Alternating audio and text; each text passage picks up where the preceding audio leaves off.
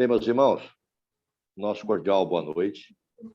Estamos dando início a mais um evento do Grupo Espírito João Evangelista, que é a nossa reunião doutrinária, realmente já vem acontecendo há bom tempo mesmo.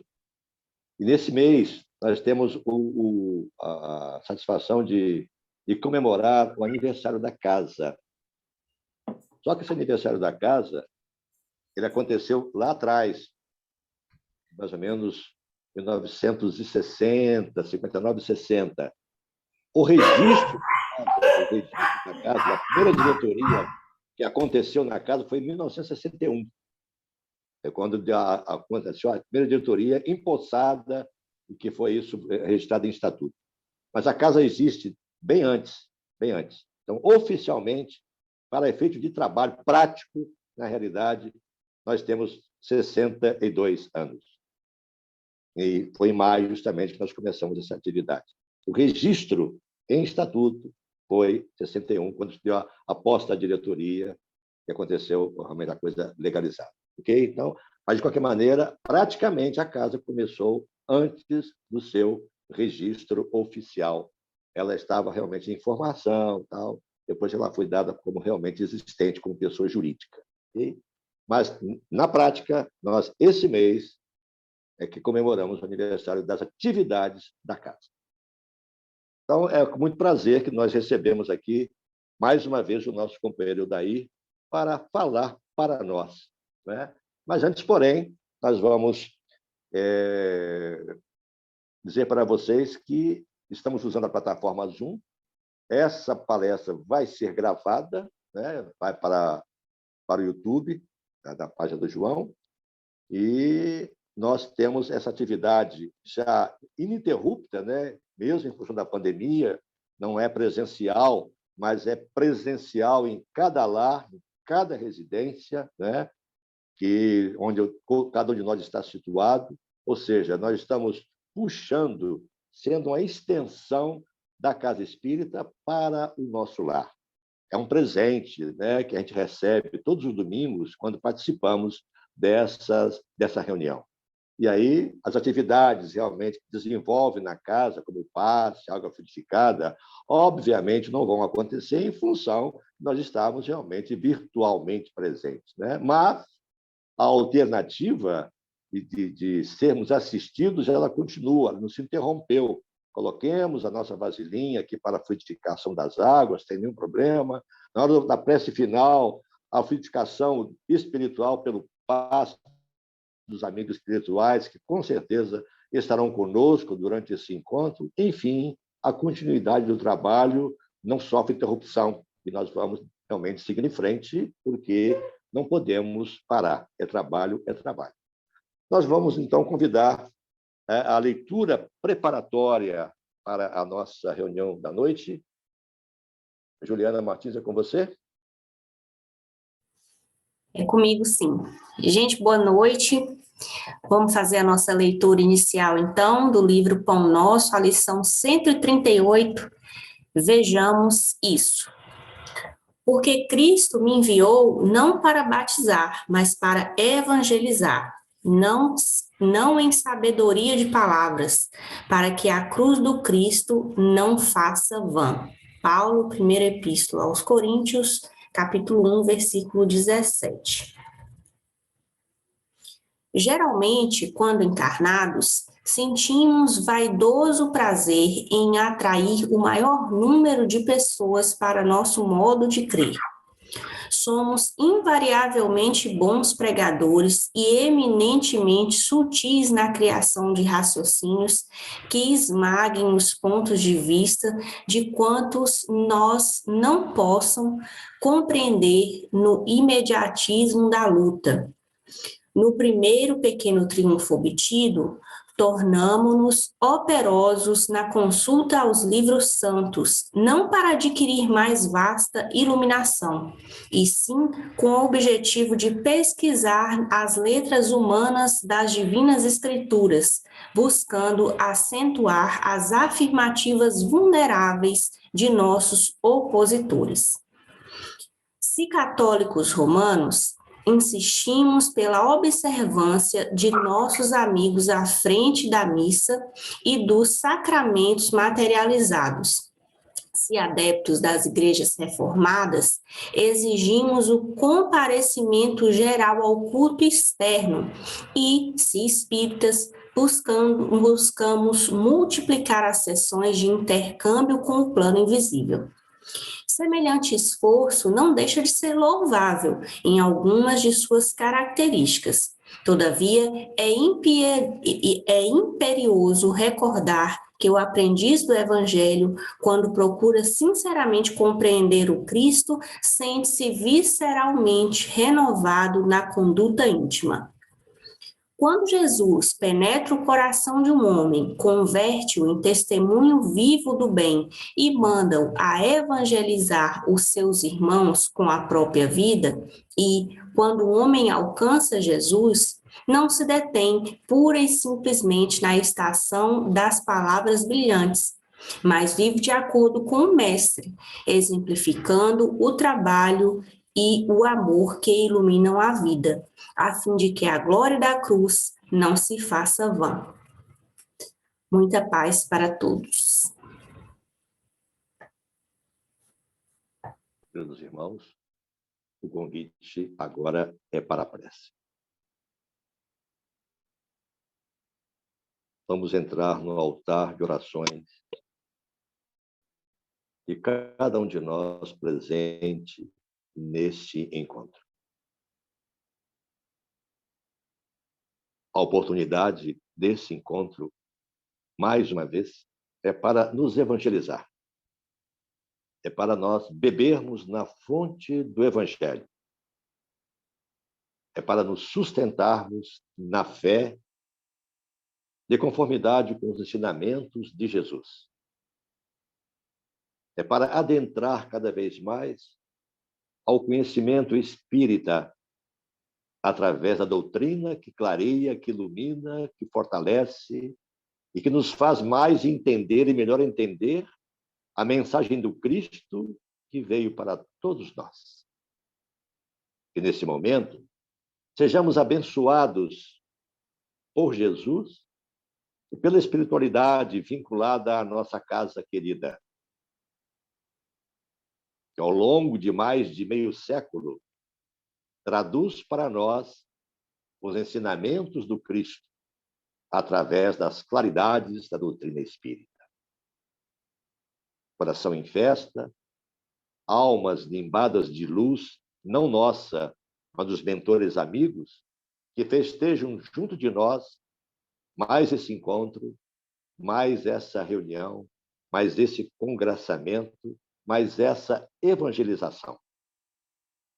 Pela possibilidade da tecnologia que avançou até aqui e que nos permite, no conforto do lar de cada um de nós, recebermos diretamente a mensagem do Cristo, nós agradecemos a presença e participação de todas e o auxílio dado a esses luminares da inteligência que possibilitam o acontecimento deste evento,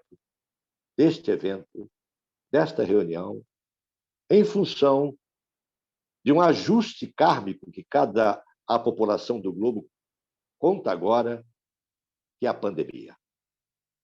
Que nessa noite, nessa fonte que iremos beber, possa nos sustentar na fé e no equilíbrio para enfrentar com dignidade, com doçura, com compreensão, o momento em que estamos atravessando.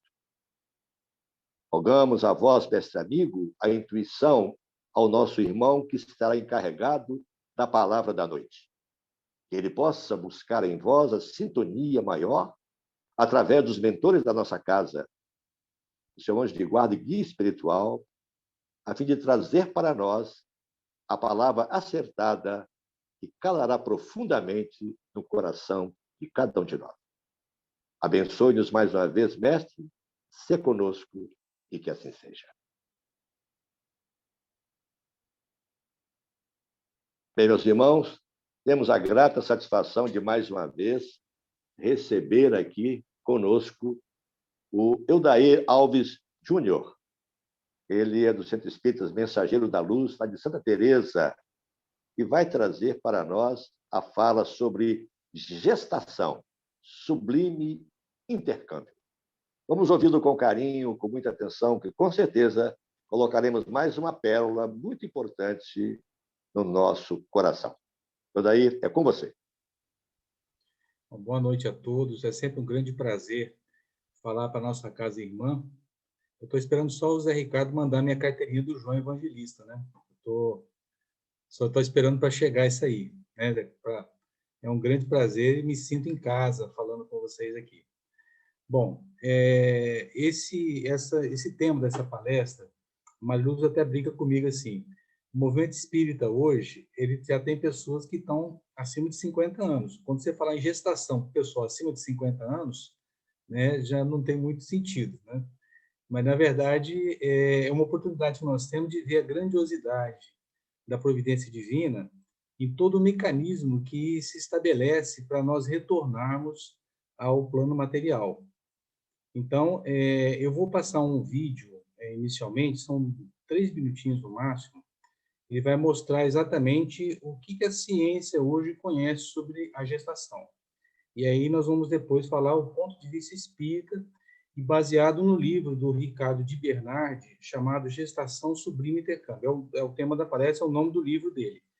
Quem queira se aprofundar, é um livro que eu recomendo para ler, porque ele realmente ele avança muito em vários questionamentos, e para mim foi um divisor de águas. Tá? A impressão que eu tinha antes era uma, e depois que eu li o livro foi outra. E esse livro ele veio, o Ricardo Bernardi vai fazer um seminário da AMES, né? Que em Vila Velha, se eu não me engano, no Jerônimo, e nós estivemos pessoalmente com ele, e eu li o livro praticamente no final de semana, né? Devorei o livro para depois eu conversar com ele, tirar as dúvidas oportunamente com ele. Bom, então, mais uma vez, é um grande prazer. Eu vou compartilhar a minha tela com esse vídeo, tá?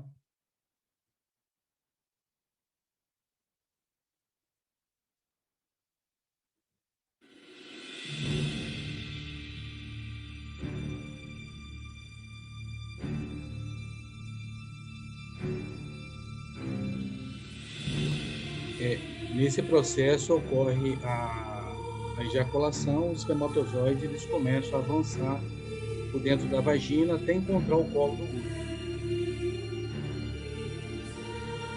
Aí o colo do útero, o caminho que eles fazem da região do colo do útero até a trompa, proporcional ao tamanho dele, seria como viagem de São Paulo ao Rio de Janeiro.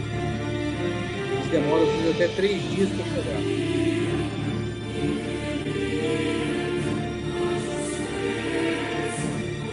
Na frente você vê 2 orifícios, que é a trompa direita e a trompa esquerda. Você está vendo tudo que está vendo.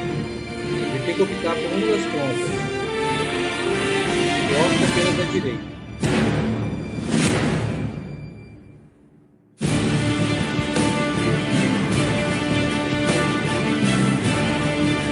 As mulheres normalmente elas usam o lado posterior. E eles, se escolherem o lado errado, não vão encontrar o óvulo.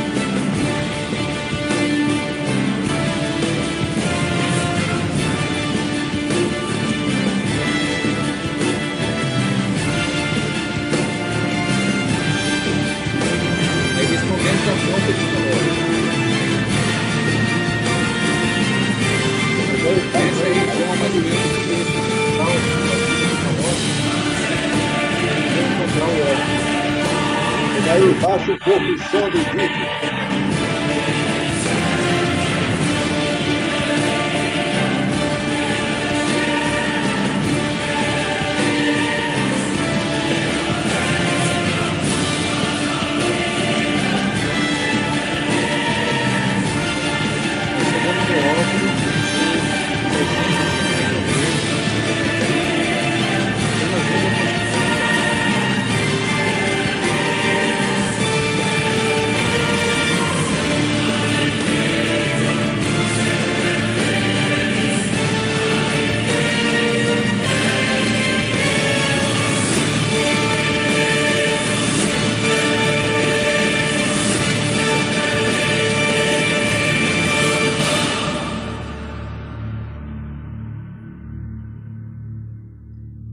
momento que ele consegue a fecundação, o óvulo tem uma reação química e impede qualquer outro de entrar. E aí o material genético do espermatozoide se une ao do óvulo, começa a multiplicação e o óvulo passa a chamar célula ovo. É o momento em que o material genético do espermatozoide se une ao óvulo.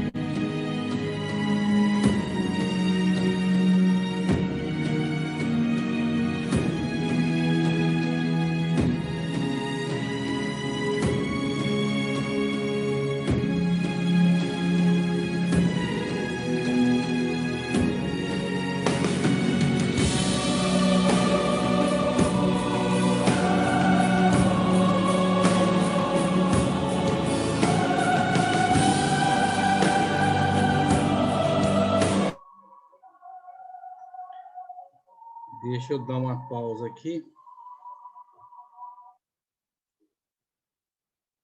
Vocês conseguiram ouvir eu falando? O som, a música estava muito alta, quase não Muito alta, percebemos né? a sua fala. Uhum. Tá, mas tudo bem. Bom, tecnicamente, o que acontece é justamente essa transição da ejaculação até chegar ao óvulo. O espermatozoide, pelo tamanho dele, cumpre uma distância de mais ou menos a distância de Rio de São Paulo, em torno de 400 quilômetros. Tá? Seria como se nós fôssemos andar 400 quilômetros. Então, ele faz esse percurso, normalmente, até em 3 dias. Alguns espermatozoides são mais velozes, que é o espermatozoide X, o Y, desculpe, que é o menor, ele faz num período menor, né? Até em 24 horas. O X, que é maior e mais lento, ele demora até 3 dias para poder chegar. Então, o que nós aprendemos é que aquele espermatozoide mais capaz, mais resistente, ou que até em decorrência da sorte consegue fecundar o óvulo. Então, o que nós vamos falar agora é justamente sobre o ponto de vista espírita, né? Deixa eu compartilhar nossa apresentação.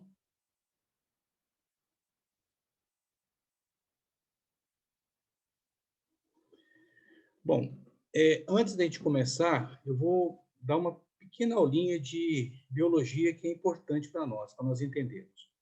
A multiplicação do espermatozoide e do óvulo, ela se faz, a célula pode se multiplicar por dois métodos, que é a mitose e a meiose. Na mitose, ocorre uma cópia idêntica da célula. Quase todas as multiplicações, por exemplo, se você leva um corte no braço, aquelas células começam a se multiplicar por mitose para poder fechar aquela solução de continuidade que teve na pele. Então, vai formar células idênticas da epiderme para poder ocupar aquele espaço que foi lesado. Então, quase todas as células no fígado, o próprio neurônio, tudo se multiplica por mitose, certo? A única célula no corpo que se multiplica por meiose são as células gonadais, que é justamente o espermatozoide e o óvulo. E qual a razão disso? O que seria a meiose? A meiose, ele divide o material genético. Ele fica com apenas metade do material genético na célula. Então, uma célula, quando origina mais duas, fica metade para uma, metade para outra. E cada vez que multiplica, sempre vai dividindo.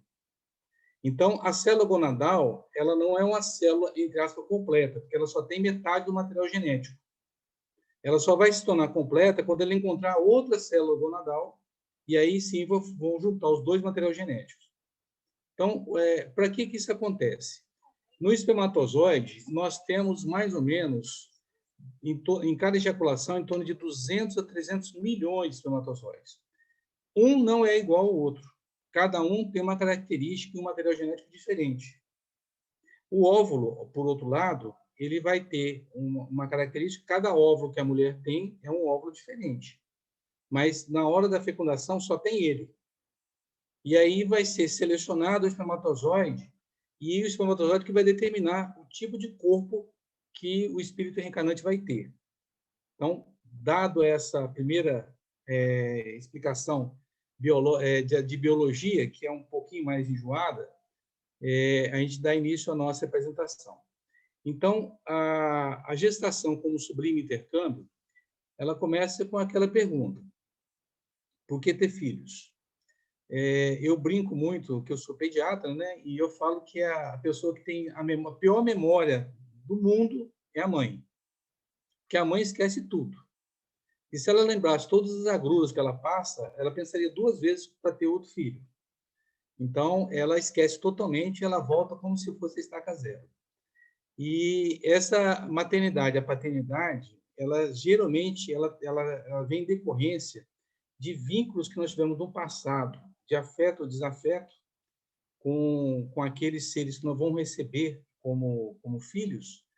E essa reencarnação ela teria a principal finalidade, a função educadora para nós e para eles. E a grande vantagem que nós temos é que tanto nós quanto eles viemos anestesiados, entre aspas, pela lei do esquecimento do passado. E aí você cria condições para que nós possamos amar e perdoar. Então, essa é a grande motivação da reencarnação, de nós resolvermos todos os vínculos que nós tivemos no passado com aqueles espíritos, aquelas pessoas que nós convivemos, tendo sempre esse vínculo de afeto ou desafeto. Então, essa é a grande motivação da reencarnação e o grande motivo de nós termos filhos. E logo que começa o processo da reencarnação, a primeira coisa que acontece é o espírito reencarnante. Isso que eu estou falando é naquela reencarnação onde existe o planejamento, não é naquela reencarnação que a gente fala que não foi planejada. A não planejada normalmente é fruto de um relacionamento fortuito ou até de uma violência, como estupro, coisa assim. Essa não é planejada. Nós estamos falando aqui da reencarnação planejada. Então, nesse caso, o espírito reencarnante, ele começa a se ligar à mãe. Ele começa como se acompanhando, como se fosse um pequeno obsessor, né? Ele fica ao lado da mãe, ligado mentalmente a ela, acompanhando o dia a dia, vendo o ambiente doméstico, sintonizando-se com os irmãos, com o pai e tudo mais. Ela começa a aproximar da mãe. Nesse momento que ocorre essa sintonia com a mãe começa a experimentar o desejo de engravidar. Ela começa a ter aquela vontade de engravidar. E ele começa a frequentar, né, e aqui nós estamos o exemplo do livro Mensageiros, né, da Luz, do André Luiz, onde ele fala sobre a reencarnação de Sigismundo. Então, ali aparece Alexandre, André Luiz e Herculano com Sigismundo e a família que o iria acolher, né, sentado na mesa, e Sigismundo já no ambiente doméstico. Logicamente que essa reencarnação de Sigismundo foi muito complexa, né, porque teve um elo muito grande. O próprio pai, que ia receber ele como filho, tinha um pouco de dúvida que ele foi assassinado na encarnação anterior pelo Sigismundo. Então, ela teve várias particularidades, mas para a gente exemplificar, isso serve como tal. E aqui é o esquema do Ministério da Regeneração, na cidade do nosso lar, onde existem os planejamentos. E o interessante é que eles têm o mapa genético de todo mundo, praticamente, né? todo o mapa genético das pessoas, e eles fazem toda uma programação para aquela pessoa, inclusive programando o tipo de corpo, o tipo de deficiência, se vai ter deficiência ou se não vai ter, e começa toda a programação aqui nesse ministério. Então, esse cuidadoso planejamento, ela é sempre elaborado e conduzido pelos espíritos superiores, e na fecundação ocorre uma seleção do espermatozoide mais apropriado para que esse espírito reencarnante ele tenha o corpo que ele precise durante essa vida que ele vai ter. No caso Sigismundo, a equipe espiritual ela selecionou o espermatozoide, né? Ela preparou e direcionou, quer dizer, ela como se desse um app para aquele espermatozoide chegar até o óvulo para que conseguisse dar o corpo que Sigismundo precisava. Mas nós vamos entender como é que funciona realmente na prática. Então, o que nós aprendemos, que nós vimos no vídeo, é que o espermatozoide mais capaz, mais forte, mais resistente e talvez mais sortudo, porque você imagine, entre 200 a 300 milhões é mais do que a chance de ganharmos na loteria. Então, quer dizer, o fato de nós nascermos já é uma grande vitória, né, de coisa, como se nós tivéssemos ganhado na loteria realmente. Porque um espermatozoide que conseguiu vencer a concorrência de outros 299.999.000 espermatozoides. Então, a ciência hoje ela está chegando à conclusão que, na verdade, não é só simplesmente o mais forte, o mais resistente. Por quê? Existem algumas situações que não tem como explicar se fosse isso. Se você imaginar que você tem essa gama de espermatozoide e uma pessoa nascer com uma formação muito específica, por exemplo, nascer sem um braço, nascer sem a perna, ou nascer com oligofrenia, ou nascer com uma malformação cardíaca e tudo mais, e esse espermatozoide for o mais capaz, o que dizer dos outros? Né? Então, se o melhor já levou essa malformação, e os outros? Então, a ciência já está pesquisando e tentando entender, porque ela entende que não é aquele mais capaz, não é o mais rápido, não é o mais qualificado, não é aquele que chega primeiro e que oportunamente consegue romper a membrana do óvulo, mas é aquele que tem uma energia compatível, uma sintonia compatível. Então, a ciência não conseguiu entender o que é isso, tá? O que seria essa sintonia, essa energeticamente compatível, para poder justificar a fecundação com essas particularidades. Então, nós estamos comentando, como eu falei, assistência espiritual na gestação, no lar e equilíbrio. Quando ocorre o equilíbrio psíquico, a assistência espiritual ela se começa desde a aproximação do espírito reencarnante. E no momento da fecundação, na hora que ocorre os momentos íntimos do casal, essa equipe espiritual ela blinda aquele quarto, criando como se fosse uma aura energética de alta frequência e não permite que ninguém que pertença ao processo reencarnatório esteja ali no momento. Então, o casal, nem os próprios espíritos que estão coisa, eles se afastam e deixam um momento de intimidade para o casal, certo? E, às vezes, no máximo, o espírito reencarnante está ali, certo? Porque o momento da união do óvulo com o espermatozoide não é na hora da relação, do momento da intimidade. Ele acontece depois, 24, 48, 72 horas depois, certo? Então, mas ocorre essa blindagem, né? Porque é o momento que o sexo feito com amor, ele tem essa proteção, tá? Agora, no caso de situações adversas, como, por exemplo, a pessoa que ela vende o sexo, ou no processo de violência, como estupro, ou em relacionamentos fortuitos, e que é considerado como um acidente, né, a gravidez, essa ligação não é uma expressão nobre, né? Então, aí uma dificuldade nessa proteção. Então, ali participam realmente espíritos sintonizados com esse ambiente mais negativo, né? Então, vira como se fosse uma orgia ali, né? Porque tem os encarnados e os desencarnados tudo em volta, né? Aproveitando daquelas vibrações ligadas ao sexo que eles buscam com muita avidez. E lembra que nós falamos inicialmente que ocorre a sintonia do espírito reencarnante com a mãe. Ele começa no coisa. A partir desse momento, em que vai se aproximando o momento da reencarnação, ocorre uma miniaturização do perispírito. Existe uma certa celeuma, né, no coisa assim, qual o tamanho do perispírito, né? Porque o perispírito é constituído de átomos e de moléculas como o nosso corpo. A diferença que tem é o teor da vibração e a frequência da vibração deles. Os espíritos mais elevados têm uma frequência de vibração maior, onde eles geram luz, né? E os mais primitivos eles têm uma vibração mais pesada, mais lenta, né? E consequentemente eles ficam mais opacos e mais pesados, no coisa em decorrência disso aí. O átomo e as moléculas são a mesma coisa. A diferença que tem é só a frequência da vibração que cada um tem. Então, nesse processo de miniaturização, o perispírito ele começa a se condensar, né? Começa a diminuir de tamanho, certo? Em que não se perde nada, naturalmente. Só vai se condensando mas toda a informação que tem do inconsciente passado, como diz o Dr. Jorge Andréa, do inconsciente presente, do inconsciente puro, tudo está ali presente, só vai se condensar. E as vibrações mais periféricas do perispírito são absorvidas do espírito, são absorvidas pelas zonas mais profundas, que passam a reter essas potencialidades energéticas.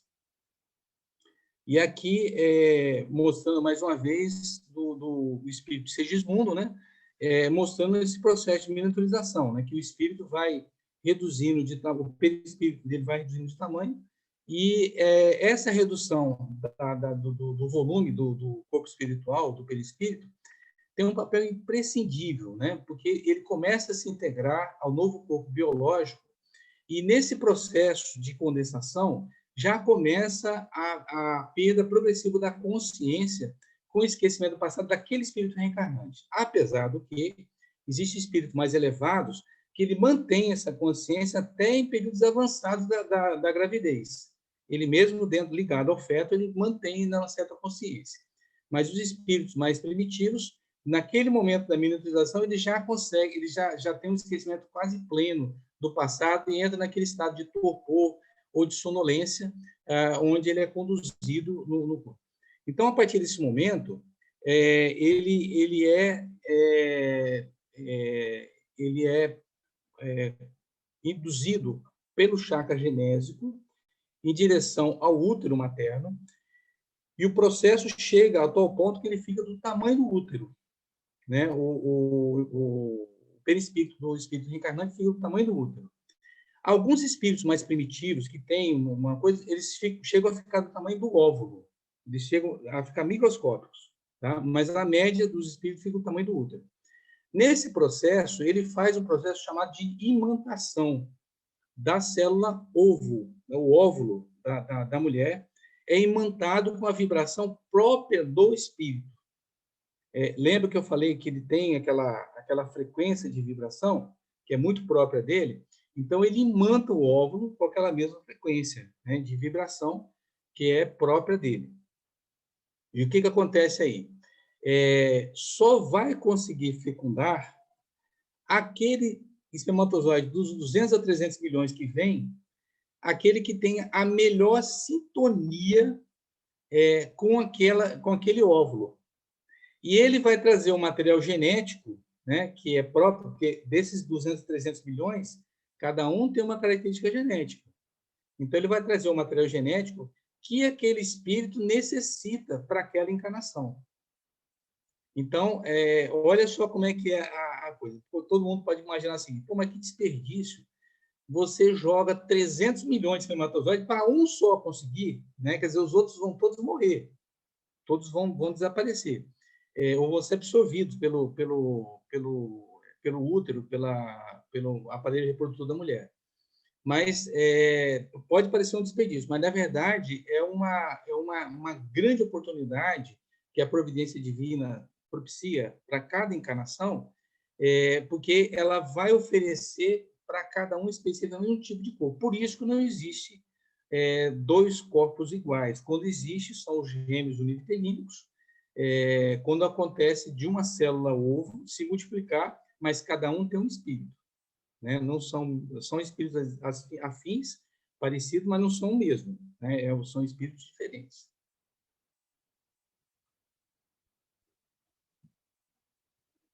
Desculpe, peraí, deixa eu voltar aqui de novo. Então, aqui ele vai mostrar da reencarnação do Segismundo de novo, onde ocorreu a união genésica do Adelino e da Raquel, né? E o Alexandre ele começa a analisar a corrida dos espermatozoides na direção ao óvulo.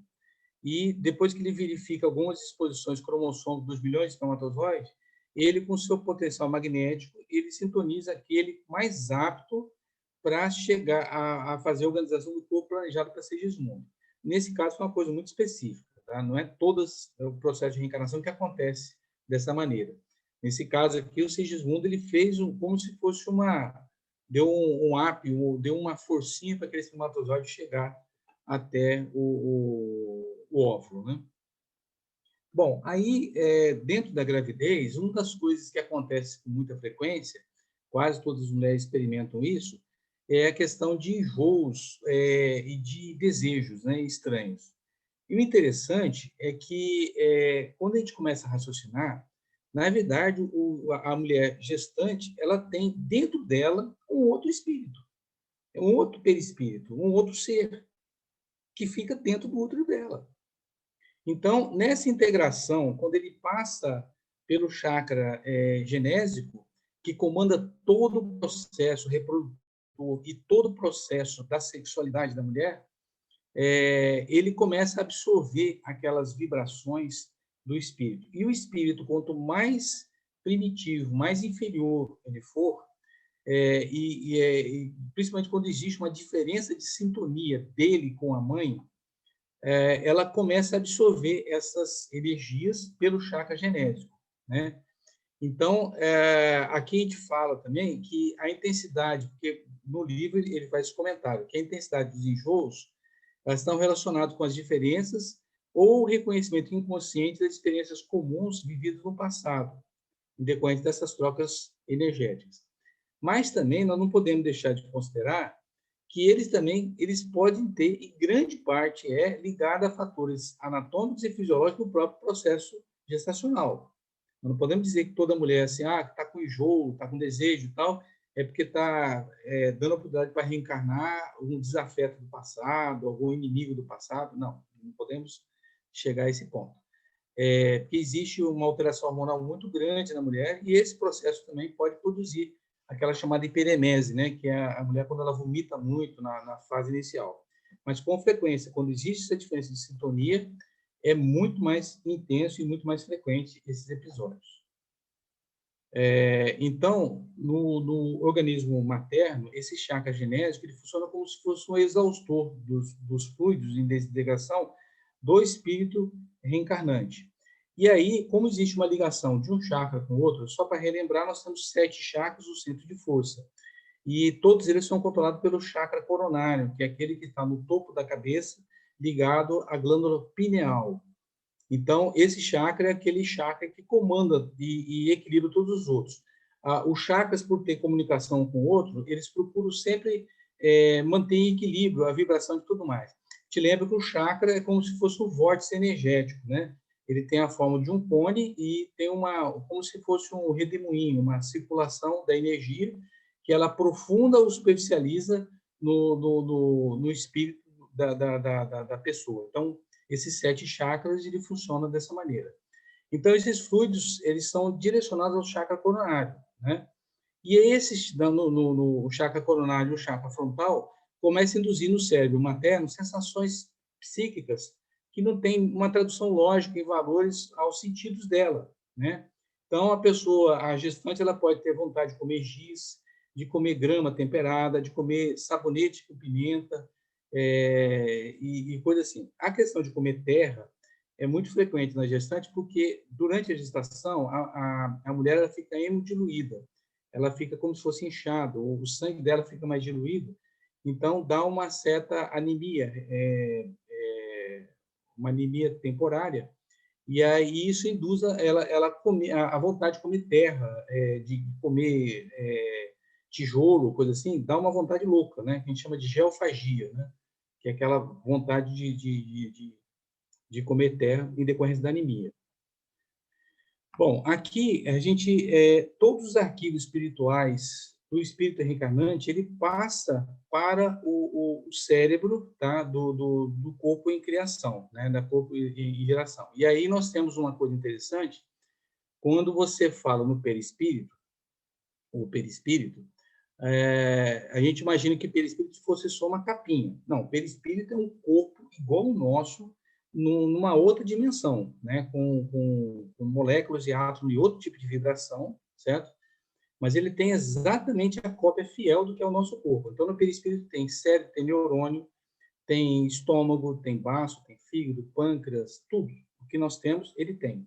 Então, é esse perispírito o modelo organizador biológico do corpo físico. A multiplicação não é aleatória, é como se fosse, o corpo, à medida que vai sendo criado, ele vai se ligando uma cópia idêntica ao perispírito, ligando molécula a molécula, o corpo físico com o corpo perispiritual, certo? E, nesse momento, ocorre aquela transferência desses arquivos para o cérebro do futuro corpo, né? Do futuro corpo do reencarnado. E aqui a gente fala daquela frase típica da biologia, que é a ontogênese recapitula a filogênese. Né? A ontogênese significa a embriogênese, a formação do embrião. E a filogênese são os embriões das várias espécies. Então, se você pegar um embrião de um gato, um cachorro, uma vaca e um ser humano, na fase inicial você não consegue visualmente saber qual que é um e qual que é outro. Eles são idênticos. Aí, depois do avançar da gestação, que vai cada um tendo suas características, mas inicialmente é muito parecido um com o outro. E nessa parte, essa transferência dos arquivos é principalmente para formar a parte reflexa ou instintiva, que é aquela inteligência mais primitiva que nós temos, né? E isso acontece em todas as espécies. Então, por exemplo, naquele pássaro João Graveto, ele não tem aula para aprender a fazer o ninho, né? Ele já recebe todos esses reflexos, né, durante o período da criação do embrião, e aí ele passa a repetir aquilo como todos os antepassados dele fizeram. E nós temos alguns reflexos primitivos também, que a gente continua fazendo. Então, esses reflexos são transferidos para o cérebro do corpo físico, passando a ter um automatismo fisiológico. E aí, nós temos uma coisa. Uma vez o feto estando a desenvolver, nós temos como interferir, né, no coisa, como fazer essa educação pré-natal do feto. Então, a gente lembra que o espírito reencarnante ele perde praticamente o domínio de suas faculdades, ele entra num quadro de torpor, de sonolência e total esquecimento do passado. Mas ele tem uma coisa chamada memória extracerebral. Isso foi comprovado por cientistas até não espíritas, fazendo o processo de regressão. E aí eles chegavam à idade, ao período intrauterino, e o feto, o espírito, falava o seguinte: a minha mãe não me desejava, e minha mãe não gostava de mim, a minha mãe, ela brigava, o ambiente de casa era muito ruim.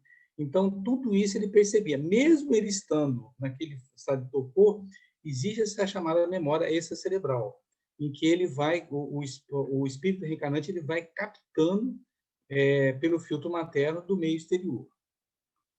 Então, aí é importante, durante a gravidez, ter sempre pensamentos construtivos, né? De conteúdo ético-moral, fazer o culto do lar, né? Ter um ambiente acolhedor, de você conversar com o feto, de cantar para ele. Tudo isso você tem a oportunidade de imprimir condicionamentos educativos ao futuro filho, né? Então, você já começa a fazer. Tanto é que também você pode fazer, depois que ele já nasce, durante o sono, né? Aquelas crianças um pouco mais difíceis, hiperativas, ou agressivas e tudo mais, durante o sono, que eles dormirem, pode chegar perto dele, falar pertinho, fala como se estivesse conversando com ele, dando carinho, falando que ele é amado, que ele é uma pessoa especial e tudo mais. Isso tem resultados fantásticos, né? Então, não só no período pré-natal, mas também durante a infância, que a infância é para nós o período que você pode trabalhar o barro, você pode conduzir aquele brotinho. Aquele que está meio tortuoso é o momento de você retificar. Os pais têm o período da infância como um período mais profícuo para você poder atuar sobre os seus filhos. A questão do sexo, é importante dizer que o espírito não tem sexo, né?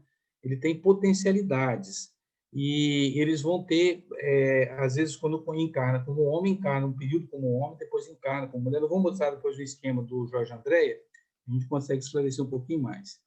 Então, enquanto ele não apresentar integralmente desenvolvido ou equilibrado a sua totalidade sexual, essa polaridade está sempre a exigir experiências e vivências na zona física. O que ele quer dizer? Nós vamos encarnar ora como homem, ora como mulheres, né, para desenvolver os dois potenciais. Mas vocês vão entender melhor aqui. Esse esquema aqui é um esquema do Jorge Andréa, do livro Psiquismo.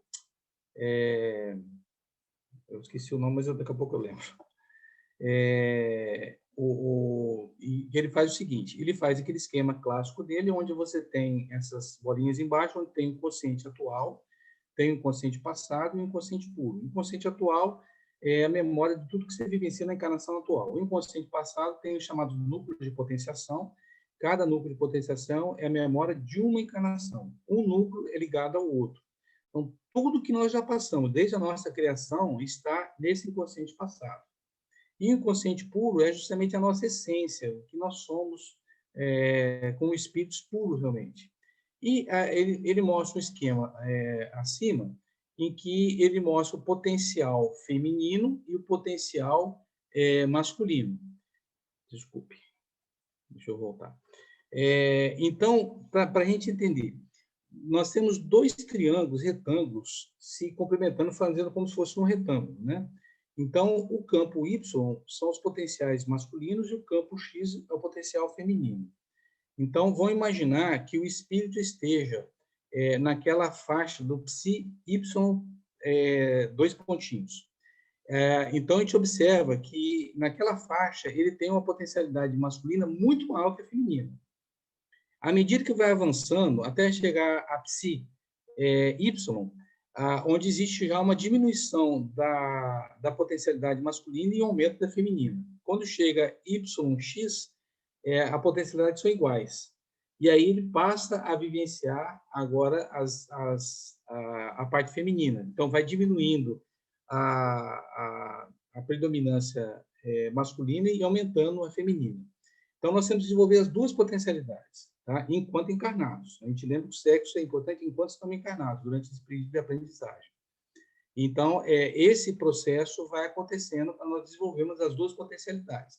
A gente lembra que a potencialidade feminina é aquela do amor, aquela do acolhimento, aquela de estar sempre pronta a amar e acolher e tudo mais. E a potencialidade masculina, a gente sabe que é aquela que é de liderança, de decisão, de objetividade, racionalidade, né, de coisa. Então, são as duas que nós temos que desenvolver. E aí ele fala que existem algumas posturas maternas, né, que se fixam ou não aceitam o sexo no futuro filho, que pode trazer alguns desequilíbrios na esfera psicossocial do mesmo. E pode predispor a posturas desequilibradas. Interessante nessa avaliação que ele faz da sexualidade, que na medicina chinesa, eu sou acupunturista também, e eu estudei a medicina chinesa, tem desenvolver assim, uma pesquisa onde eles uniram o conhecimento milenar da medicina chinesa com a neurolinguística. E eles chamam-se, essa área chama Qi mental, você escreve QI, Qi mental. E no Qi mental, eles fazem avaliação que normalmente o primeiro filho, quando nasce, na mentalidade que nós temos ainda, muito machista, a gente espera um primeiro filho masculino, homem. Porque nós tínhamos sempre aquela herança no coisa que o homem que carrega o sobrenome do pai. Então, tipo assim, ele que vai... Hoje já mudou do ponto de vista de coisa que tanto o homem quanto a mulher pode ter o sobrenome de um ou de outro, não faz diferença. Até a ordem do sobrenome pode mudar. Mas antes, não. O homem que carregava o sobrenome do pai, né, de coisa. Então, existia sempre o desejo do primeiro filho ser homem. Quando nascia a mulher, os pais, eles mentalmente, assim, inconscientemente, eles tinham uma certa rejeição de coisa. E aquela mulher, ela passava a ter comportamentos mais masculinizados para poder agradar o pai inconscientemente. E aí trazia traz sempre uma série de problemas, né? Mas não vamos aprofundar nisso aí, não, tá? Que não é o motivo da nossa exposição. E nós estamos finalizando aqui. Quando nós falamos da importância da maternidade, da paternidade, nós vamos no Evangelho segundo o Espiritismo, onde no capítulo 14, item 9, ele fala: ó espíritas, compreendei hoje o grande papel da humanidade. Compreendei que quando produzis um corpo, a alma que nele se encarna vem do espaço para progredir. Sabei vossos deveres e colocai todo o vosso amor em aproximar essa alma de Deus. Então, essa é a grande missão dos pais, né? Nós temos que, os filhos que são trazidos até nós temos uma responsabilidade muito grande. Logicamente, a gente sabe que é limitada essa ação dos pais, mas mesmo quando nós fazemos todo o possível para poder conduzir aquele espírito, aquele filho encarnado para o caminho do bem, para o caminho da ética, da moral, da caridade, tudo mais, e ele não quer ir por opção dele, nós sofremos muito. Né? Por mais que a gente tenha consciência, eu fiz tudo que era possível, a dor vem, a dor sempre vem. Não tem como você separar isso. Né? Então, de uma forma ou de outra, os filhos são, depois que eles crescem mais, é como se fosse a colheita daquilo que a gente semeou durante a infância. Então, todo o processo reencarnatório, infância e tudo mais, faz com que nós vamos colher depois, né, aquilo que nós semeamos. E lembrando aqui mais uma vez que nesse processo da reencarnação, a gente comentou que ocorre um esquecimento do passado e um estado de torpor. O esquecimento do passado permanece durante a nossa vida toda. A gente não vai lembrar, a gente vai ter as nossas aptidões, etc., etc. Mas o esquecimento continua a vida toda. Nós só vamos lembrar alguma coisa durante o desprendimento da alma, durante o sono, durante o sonho, certo? E que a gente pode ter algum acesso a alguma coisa do nosso passado. Mas o que é interessante é que aquele estado de torpor, de coisa que a criança experimenta durante o período reencarnatório, ele permanece durante o período da infância, até a média de 7 anos, né? Que é o período que você tem a oportunidade de atuar mais ativamente, de conduzir, de podar as más tendências, de mostrar o caminho certo, o caminho do bem, o caminho da ética, etc. E aí, a partir do 7º ano, quando se consolida praticamente a personalidade daquele ser, ele vai recuperando a sua característica mesmo, né? A sua essência. E ela atinge o apogeu na adolescência. Então, na adolescência, o espírito que está retomando as rédeas da vida. Ele está dizendo assim, não, agora é comigo. Então, ele retoma as rédeas de coisa. E é um período que ele é muito perigoso, né? É comum, eu vejo alguns pacientes meus, alguns amigos que chamam de aborrecência, coisa assim. Não pode ter esse tipo de discriminação. É um período muito difícil e o adolescente, quando ele vai, a primeira fase que tem é o negacionismo. Ele começa a negar tudo, ele acha que tudo que ele recebeu está errado, que ele que está certo, os pais estão errados, tudo mais. Então, ele começa a ter aquela fase de mais conflito, mais atrito. Depois vai passando um tempo em que eles vão seguindo como um modelo, né, o que eles receberam durante a vida, o exemplo dos pais e tudo mais, eles passam, de uma forma ou de outra, a copiar os pais, né? E aí sim que eles vão assumindo e começam realmente a desenvolver e ter plenamente o seu livre-arbítrio. Então, na infância, você tem o livre-arbítrio mais restrito e ele vai assumindo integralmente o livre-arbítrio a partir da adolescência. Bom, gente, então, nós pesquisamos e trouxemos para essa exposição trechos do Evangelho segundo o Espiritismo, a Gestação Sublime Intercâmbio, do Jorge Andréa, que eu tinha esquecido o nome, Forças Sexuais da Alma, tá? E temos aqui vários sites onde nós pegamos as fotos, os vídeos, etc., etc. Então,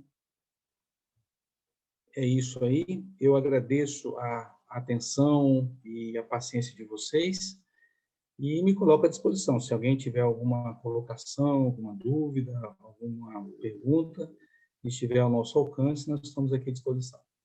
Boa noite a todos e muito obrigado pela oportunidade.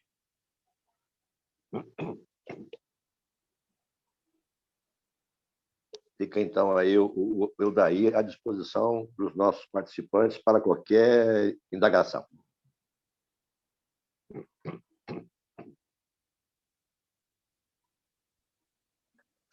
Todo mundo acolheu bem, compreendeu bem, Eldair?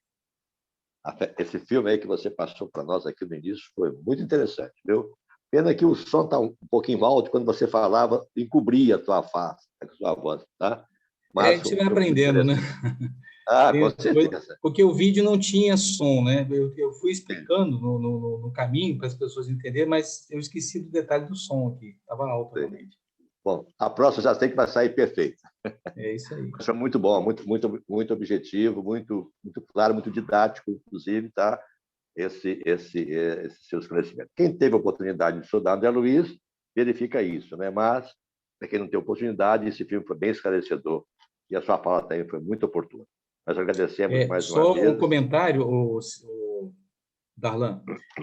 Eu vou explicar o porquê dessa exposição. Nós conversamos com a Solange da vez passada quando eu falei sobre depressão. Então, aí eu fiz o comentário que, na verdade, a depressão ela se origina em vidas anteriores. O espírito é o espírito que vem com a predisposição. Então, quando ele vai gerar o corpo, o espermatozoide que ele vai sintonizar com o óvulo, de acordo com a vibração que ele manda o óvulo, vai ser aquele que vai ter as condições para que aquele corpo desenvolva o processo depressivo. Então, onde ele vai ter uma produção menor de serotonina, um aumento da recaptação da serotonina, uma produção menor de dopamina. Então, tudo isso é uma coisa assim muito profunda, entende? Uma coisa assim muito... A gente, se for começar a pensar, a gente fica louco. Imagine quantos milhões de pessoas que nascem todo dia no mundo inteiro e a espiritualidade está no... Então, o banco de dados que eles têm é uma coisa assim, para a nossa mente não dá para você imaginar tudo isso, né? Então, no processo depressivo, ele também seleciona o corpo, e aí o corpo pode desenvolver ou não o processo depressivo. Mas ele tem um gatilho, ele tem a predisposição, entende? E aí a própria encarnação é que vai tratar a depressão daquele espírito, né? Quer dizer, é vivendo que ele vai se tratar, tá? As drogas que a gente usa são paliativos, ela só faz aumentar ou diminuir os neurotransmissores. A gente lembra que a gente tem aqueles 3 neurotransmissores, né, que é o acelerador, a embreagem e o freio, né, que é, respectivamente, a noradrenalina, a dopamina e a serotonina, e, de acordo com a coisa, ele vai ter. Então, durante a encarnação, é que ele vai tratando efetivamente o quadro depressivo. Só isso que eu queria acrescentar. Muito bom, muito oportuno, muito bom mesmo. E o interessante que você colocou aí, a ciência está se aproximando dessa questão do espermatozoide mais adequado, né? E não o mais forte, né? A ciência está chegando lá. Isso é muito bom, é muito bom. Então, daí, nós vamos usar você mais um pouquinho, tá? Você sabe que é sempre um prazer tê-lo aqui conosco, né? E você está convidado para fazer a nossa prece de final aqui, tá? Depois nós teremos mais alguns minutinhos para alguns avisos, né? E nesse momento, então, você está com a palavra mais uma vez para nos conduzir na prece de encerramento. Vamos acompanhá-lo nesse momento. E aquelas pessoas que têm lá próximo de si a vasilha com água e querem se beneficiar das irradiações do passe, este é um bom momento para sintonizar nessa prece que o nosso querido vai proferir agora. Tá certo. Nós, então, a primeira coisa que nós temos a fazer é agradecer. Agradecer pela oportunidade de estarmos aqui presentes, de podermos refletir sobre esse tema tão complexo e mostrando realmente a grande responsabilidade que nós temos como pais.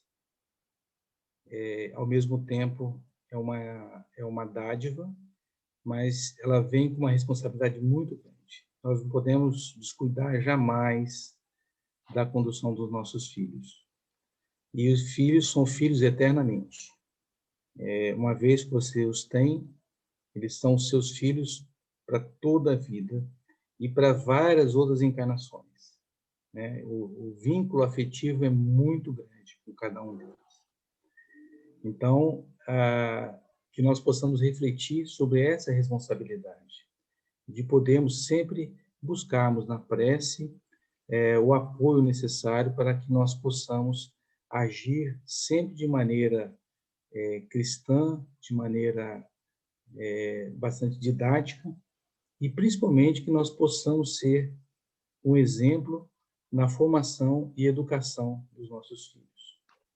Sabemos que somos espíritos imperfeitos, mas que possamos, pelo menos, ter uma atitude de exemplo para cada um deles. Isso também nos induz a nos aprimorarmos, nos induz também a crescermos. Nós pedimos aos nossos mentores espirituais para que envolvam a todas as pessoas que estão aqui participando dessa reunião, A todas as pessoas que não puderam comparecer à reunião e que sintam-se cada um envolvido por eflúvios de paz, de harmonia, de serenidade. Que todas as preocupações, que todas as tensões, que todos os miasmas, que todas as vibrações deletérias sejam eliminadas pelos nossos mentores espirituais. E pedimos também para que eles possam magnetizar a água na casa de cada uma das pessoas, e lembrando que não só a água que está no copo, mas a água que está no corpo da gente. Nós temos 70% de água. Que ela seja magnetizada pelos nossos mentores e que sirvam de lenitivo das nossas dores e também de complemento para todas as nossas deficiências. Assim sendo, Mestre amado, com a tua permissão e agradecendo aos mentores espirituais que nos assistiram, nós damos como encerrada a nossa reunião da noite de hoje. Que assim seja. Assim seja. Muito obrigado mais uma vez, Judaí. E agora eu peço aos nossos irmãos que estão sintonizados conosco que podem abrir o microfone, podem abrir as suas câmeras, né, para a gente dar os momentos finais aqui desse encontro desta noite, né? Nós teremos no próximo domingo a presença aqui do Paulo Batistuta, né, que também é médico da AME, e ele fará a palestra A Presença Feminina na Codificação Espírita, né? Esse mês, realmente, nós estamos festejando o aniversário da casa e mais uma fala brilhante, com certeza, irá realmente aqui engalanar o nosso mês de maio, que é o mês do aniversário da casa João Evangelista. Então, Paulo Batistuta trazendo a presença feminina na codificação espírita. Ok? Mais algum aviso aí? Solange, Cida, presentes. Aí, Alberto, alguma informação ainda? Não, Darlan, tudo bem. Tá tudo bem, Darlan, ótimo. No dia 22 de maio, é um sábado, nós vamos ter um seminário, tá, com o Hélio Tinoco, Transição Planetária. Em breve a gente vai estar enviando aí o cartaz com a divulgação. Ok? Você sabe qual é o horário? Solange, é a partir das 14? De 12h30, de 14h30 às 17h30. É a parte então, da tarde. Vamos nos preparando aí para o dia 22 de maio, esse horário de 14h30 até às 17 horas, o seminário imperdível, né, do nosso querido Hélio Tinoco. Então, meus irmãos, meus amigos, meus queridos amigos, nós encerramos aqui o nosso trabalho desta noite. E já que estamos no nosso lar, vamos permanecer no nosso lar em paz, acompanhado pelos nossos amigos espirituais, abençoado por Jesus, para que possamos, nesta semana, realmente enfrentar todos os desafios que aparecerem para nós, que, com certeza, com Jesus do lado, não tem medo. Nós vamos sair vencedores. Um abraço para todos vocês. Aldair, mais uma vez, muito obrigado. Abraço grande. Abraço. Um abraço. Boa noite. Boa noite.